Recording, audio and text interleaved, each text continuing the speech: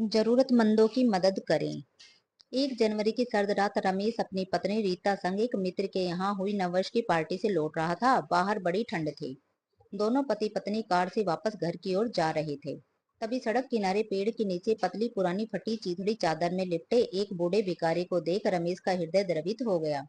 उसने गाड़ी रोकी।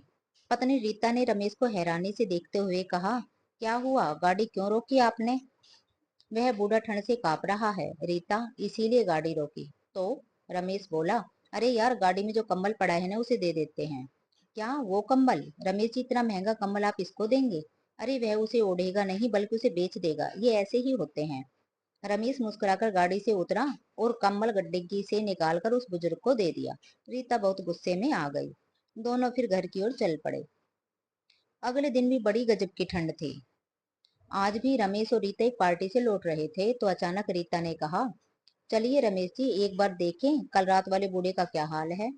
रमेश ने वही गाड़ी रोकी और जब देखा तो बूढ़ा भिखारी वही था, मगर उसके पास वह कंबल नहीं था। वह अपनी वही पुरानी चादर ओढ़े लेटा था। रीता ने आंखें बड़ी करते हुए कहा, मैंने कहा था ना कि वो कंबल उसे मत दो, इसने जरूर बेच दिया होगा। दोनों कार से उतरकर उस बूढ़े के पास गए। रीता ने व्यंग्य करते हुए पूछा, क्यों बाबा, रात वाला कंबल कहाँ है? बेचकर नशे का सामान ले आए क्या?